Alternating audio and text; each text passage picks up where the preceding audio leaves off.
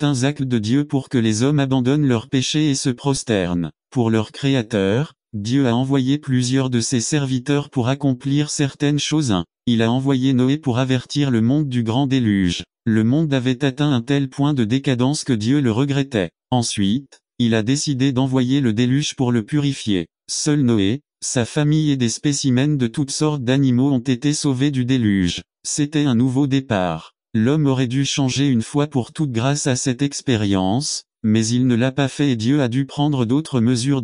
Il a envoyé Moïse et la loi, avec l'idée d'un sacrifice de sang. Le peuple de Dieu était esclave en Égypte et Dieu envoya Moïse pour le faire sortir de là.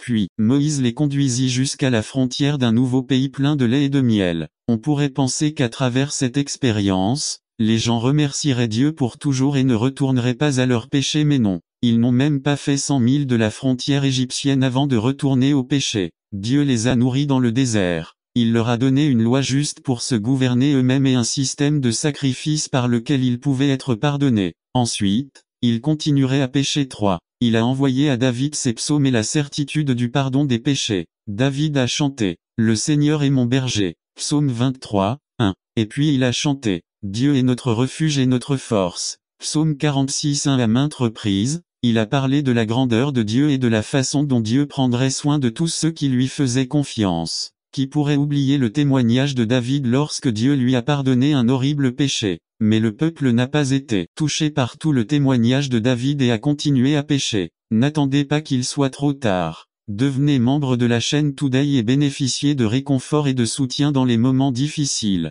Cliquez sur le lien dans la description de la vidéo. Mardi 9 avril 2024, page 1-4. Dieu a envoyé Jérémie avec tous ses avertissements, prophéties, lamentations et larmes. Dieu connaissait bien le pouvoir émouvant des larmes. C'est pourquoi il a envoyé Jérémie, le prophète qui pleure. Le cœur brisé, Jérémie a supplié le peuple de se repentir afin que Dieu les bénisse. Mais même ces larmes n'ont pas ému le peuple. 5. Puis il envoya Isaïe avec ses douces invitations et ses prophéties sur Jésus. Isaïe était le plus grand ou l'un des meilleurs de tous les prophètes. J'ai toujours aimé le livre d'Isaïe, parce qu'il en disait plus sur Jésus que n'importe quel autre prophète de l'Ancien Testament. Au chapitre 1, v 18, nous lisons ces belles paroles. Même si vos péchés sont comme l'écarlate, ils seront blancs comme la neige. Même s'ils sont rouges comme le pourpre, ils deviendront comme de la laine.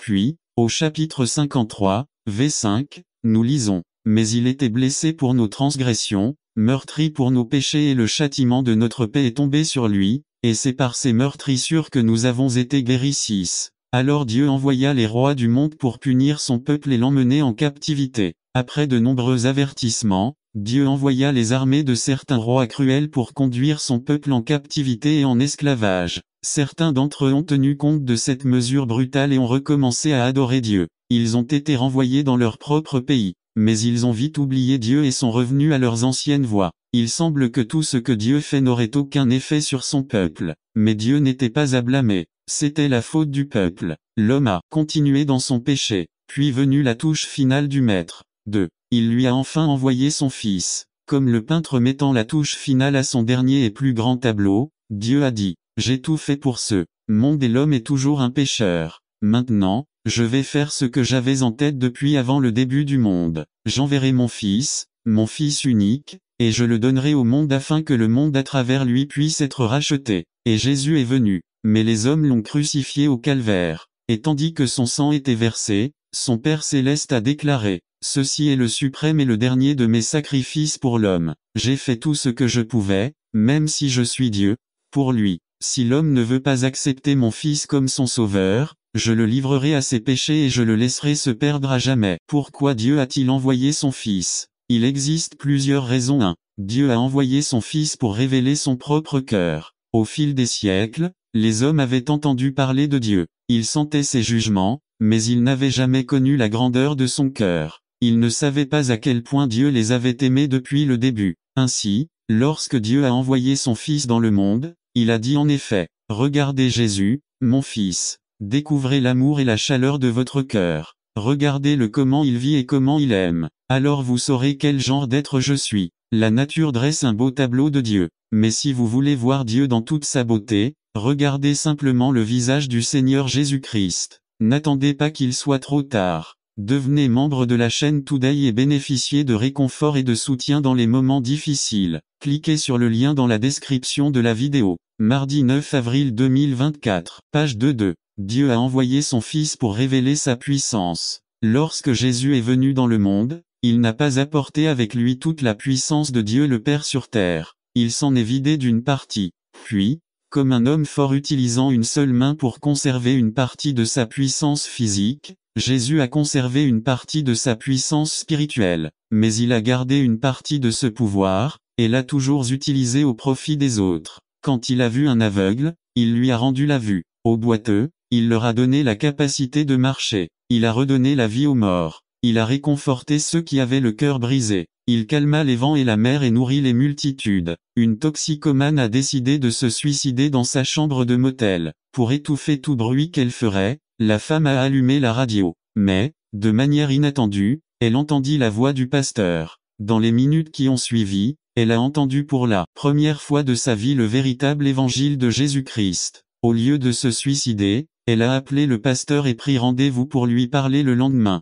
Puis, le lendemain, après avoir écouté en détail le plan de salut, cette femme a accepté le Christ et est née de nouveau, au lieu de se suicider. C'est la puissance de Dieu et c'est ce qu'il a fait au fil des siècles. Jésus a montré cette puissance de Dieu dans sa propre vie. 3. Dieu a envoyé son Fils pour enseigner une meilleure façon de vivre. Jésus nous a donné la règle d'or de conduite. Les insignes précédents étaient des insignes qui disaient œil pour œil et dent pour dent. 4. Dieu a envoyé son Fils pour faire un sacrifice. Début de sang. Voir le verset 39. Ils la jetèrent hors de la vigne et la tuèrent. Jésus-Christ est devenu le sacrifice final pour le péché. Au fil des siècles, l'homme a offert des sacrifices sanglants sur un autel qu'il avait lui-même fabriqué. Selon le plan de Dieu, le pardon des péchés nécessiterait toujours l'effusion du sang. Aujourd'hui, nous n'amenons aucun animal mouton, colombe ou chèvre à l'autel pour être sacrifié pour nos péchés. Jésus a déjà fait le sacrifice ultime. Un missionnaire travaillant pendant plusieurs années auprès d'une tribu en Afrique a décidé de quitter son emploi et de retourner aux États-Unis,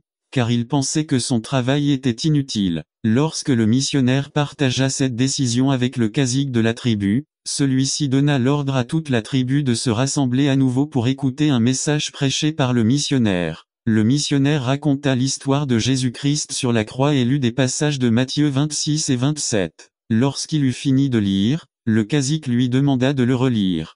Puis, quand le missionnaire en est venu à la phrase « et ils l'ont crucifié », le cacique, se levant d'un bond, cria « Posez-le, descendez-le de cette croix, il ne mérite pas d'être là, je le mérite. » Et c'est la simple vérité de l'Évangile. Il a subi la mort que nous méritions. 5. Dieu a envoyé son Fils pour tracer un chemin nouveau et vivant. La seule façon d'atteindre Dieu est par Jésus-Christ. Il dit lui-même dans Jean 14:6. Je suis le chemin, la vérité et la vie. Nul ne vient au Père que par moi. Un homme dit, je ferai des offrandes importantes. De cette façon, je paierai l'entrée. Un autre dit, par mes bonnes œuvres, je gagnerai le ciel et j'atteindrai ainsi Dieu. Un autre dit, j'atteindrai le ciel grâce au baptême et à l'adhésion à l'Église et je participerai même au repas du Seigneur. Mais, frères, la parole de Dieu enseigne qu'il n'y a qu'un seul chemin vers le ciel, c'est par la foi en Jésus-Christ, le Fils unique de Dieu. Il est l'échelle qui s'étend du péché de l'homme jusqu'au cœur de Dieu le Père. N'attendez pas qu'il soit trop tard.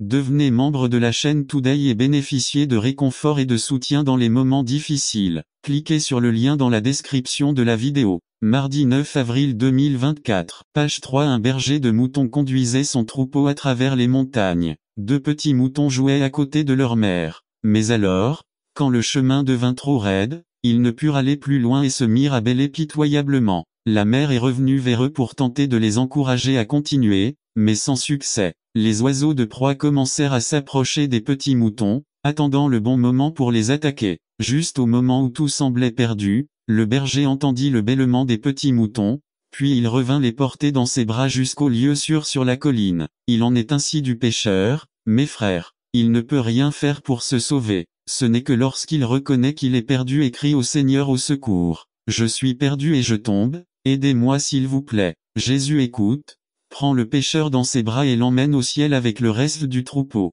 N'attendez pas qu'il soit trop tard. Devenez membre de la chaîne Today et bénéficiez de réconfort et de soutien dans les moments difficiles. Cliquez sur le lien dans la description de la vidéo. Mardi 9 avril 2024 page 4 Faites confiance aux propriétaires résumé. L'objectif est de gérer en faisant confiance aux propriétaires par Wilbur Madrariva. Faites confiance aux propriétaires. Introduction. Tout ce mois-ci, nous avons examiné certains angles de cette vérité fondamentale. Dieu est le propriétaire. Nous avons dit que tout ce que nous possédons en termes de ressources financières, relations, dons, temps, etc. vient de Dieu. Nous sommes nous-mêmes de Dieu et pour Dieu. En même temps, nous avons souligné le fait que même si nous ne sommes pas propriétaires, nous semblons parfois être propriétaires parce que nous sommes les administrateurs des actifs du propriétaire. Notre objectif en tant qu'intendant est de faire bénéficier le propriétaire de toutes choses. Nous avons également souligné que nous devons imiter le propriétaire en étant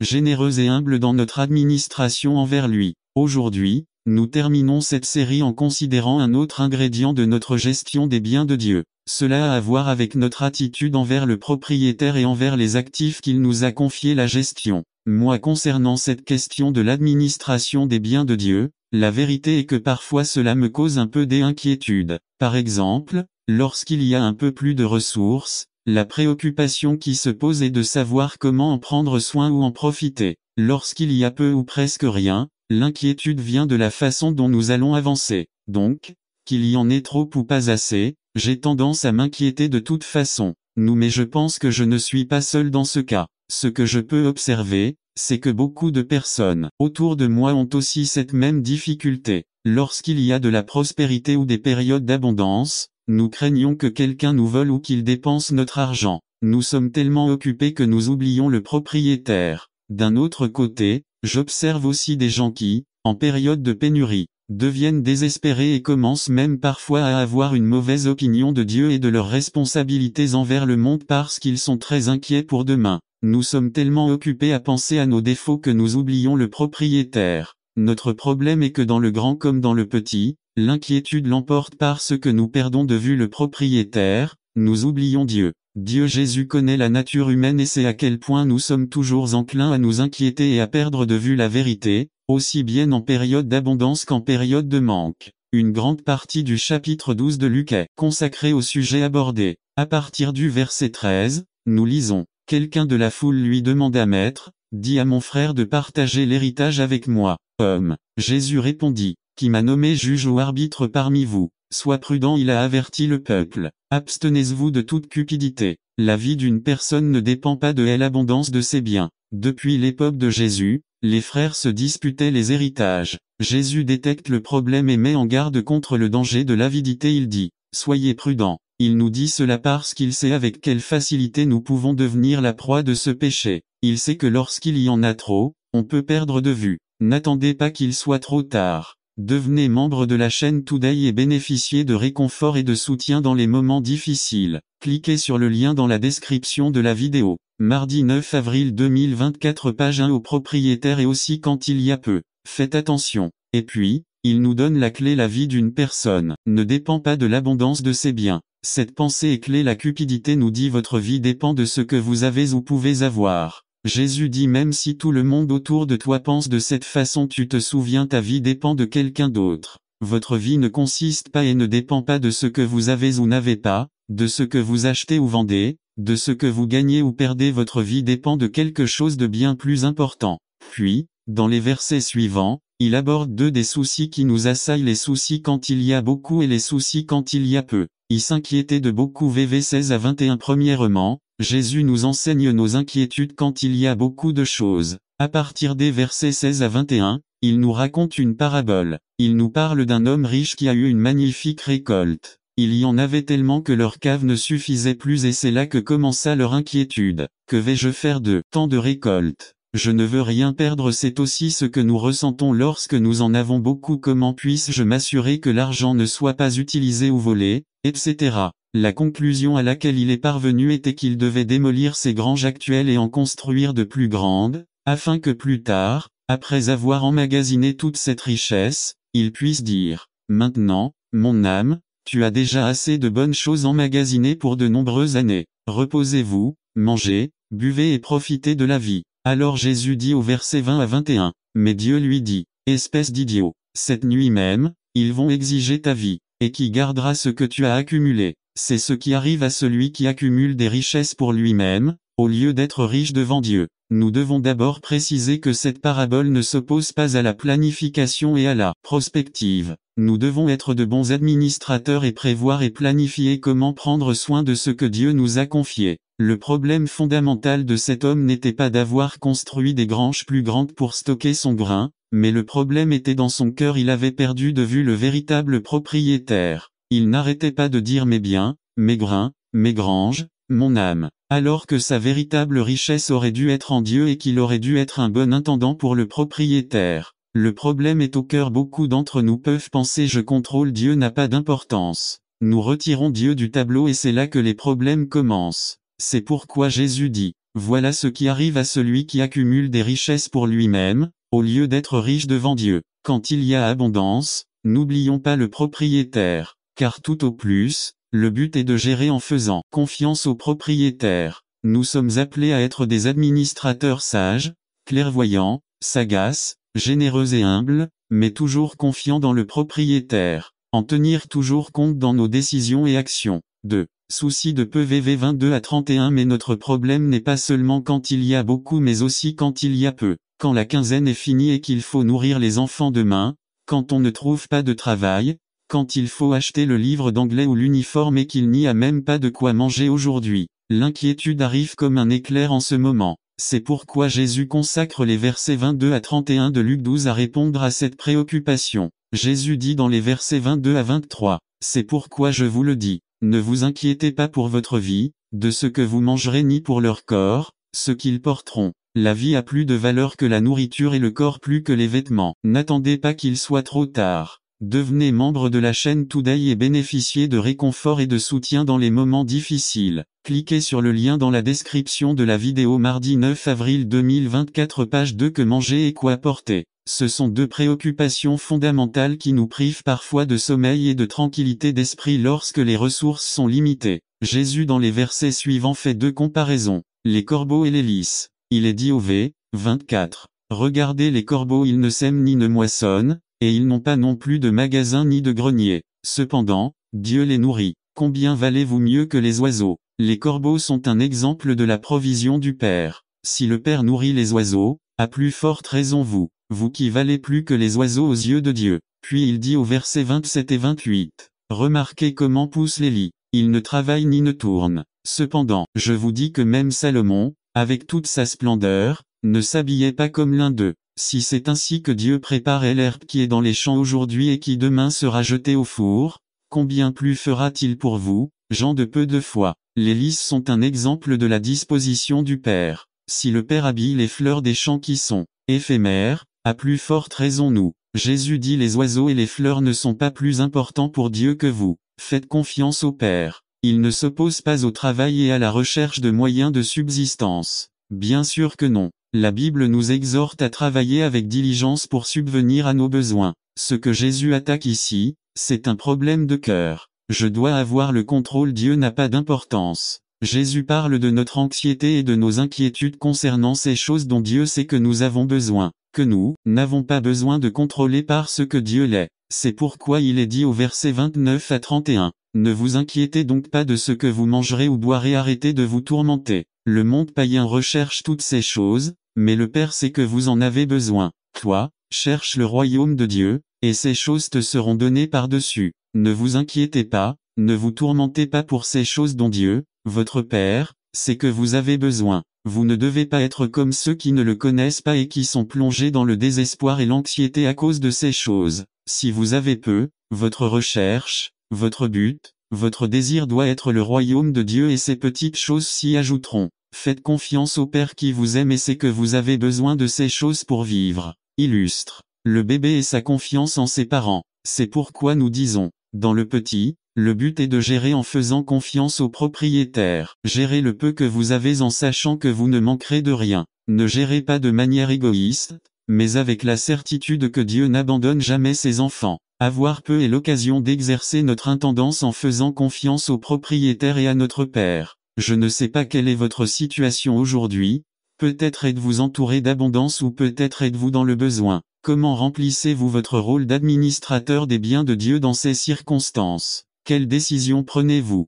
Le propriétaire est-il présent en eux? Qu'est-ce qui caractérise pour vous l'inquiétude ou la confiance? Vos biens vous empêchent-ils de dormir la nuit parce que vous en avez beaucoup ou parce que vous n'en avez pas? Où avez-vous mis le propriétaire dans toute cette situation? Aujourd'hui, il est temps de reconsidérer nos voies et, avec la grâce de Dieu, d'embrasser les vérités de l'Évangile qui nous rendent libres et de jouir de Dieu comme de notre plus grand bien et de notre plus grande joie. N'attendez pas qu'il soit trop tard. Devenez membre de la chaîne Today et bénéficiez de réconfort et de soutien dans les moments difficiles. Cliquez sur le lien dans la description de la vidéo mardi 9 avril 2024 page 3 conclusion. Parfois nous aurons de l'abondance et parfois nous aurons du manque. Cela peut-être apporter de l'anxiété ou de l'inquiétude dans nos vies. Mais quelle que soit la situation, nous serons toujours administrateurs de ce que Dieu nous donne, et nous aurons toujours notre Père en qui nous pouvons avoir confiance pour cela. Que ce soit beaucoup ou peu, le but est de gérer en faisant confiance au propriétaire. N'attendez pas qu'il soit trop tard. Devenez membre de la chaîne Today et bénéficiez de réconfort et de soutien dans les moments difficiles. Cliquez sur le lien dans la description de la vidéo. Mardi 9 avril 2024 page 4 résumé du respect. L'importance du respect dans la vie chrétienne par Wilbur Madra arrive à la bonne réputation. Respect 25-03-06 Bro. Wilbur Wood 1 Pierre 2, 13 à 17 Introduction. L'une des premières choses que beaucoup d'entre nous ont appris dès notre plus jeune âge a été les gestes polis envers les gens. Ils nous ont appris à saluer en arrivant, en partant ou en passant par un endroit où il y avait du monde. Bonsoir, excusez-moi. Ils nous ont appris à prononcer des mots importants comme s'il vous plaît, merci lorsque nous demandons et recevons quelque chose. On nous a aussi appris à parler de soi aux personnes âgées. Au fil du temps, on se rend compte que ces mesures de courtoisie sont très bonnes, mais qu'il ne s'agit pas seulement de se conformer à une simple formalité ou à un protocole, mais qu'il s'agit plutôt de transformer ces simples actes de courtoisie élémentaires en actes dont l'intention est de mettre en valeur un aspect de notre vie qui est très important, le respect. Beaucoup d'entre nous ont appris à respecter par peur. Si vous disiez quelque chose de gênant qui menaçait vos parents, vous étiez sévèrement puni pour votre manque de respect. Dire des choses comme tu es fou, papa a été suivi d'une sévère litanie de réprimandes de la part de ta mère. Comment oses-tu traiter ton père de fou? Des choses similaires se sont produites dans tous les domaines, école, église, etc. Vous avez fait référence au professeur avec respect, vous avez dit mademoiselle Martinet ou la professeure de l'IA. De même, les dirigeants ecclésiastiques devaient être traités de la même manière, le pasteur tel ou l'ancien de l'église tel ou tel, même si l'accent était mis sur le respect. Cela allait jusqu'à l'extrême, en éloignant relationnellement différents groupes de personnes. Ces accents marquaient une distance abyssale entre parents et enfants, dirigeants et dirigés, enseignants et étudiants, gouverneurs et gouvernés. Au fil du temps, nous avons assisté à un changement social vers l'autre extrême. Avec l'accent mis sur l'égalité sociale, nous avons connu un mouvement de pendule dans l'autre sens. Nous parlons de vous aux parents et aux grands-parents et nous sommes nombreux à permettre déjà à nos enfants de nous dire « Tu es fou, papa ». Les professeurs ne sont plus le professeur Martinet ou Miss Delia, mais Delia et Maria. Même les dirigeants politiques font l'objet de parodies et de rires massifs. On pourrait dire que même s'il y a plus de proximité ou d'égalité entre les gens, nous perdons également un élément important que nous n'aurions jamais dû perdre, à savoir le respect. Pourquoi insister sur le respect? Pourquoi est-il important que nous nous distinguions en tant que personnes respectueuses dans un monde qui se moque et ne reconnaît pas les limites des relations avec les autorités légitimes et établies? Le respect est-il quelque chose de démodé, quelque chose d'incompatible avec l'humanité postmoderne qui ne fait aucune distinction d'aucune sorte entre les gens? Le respect est important pour nous.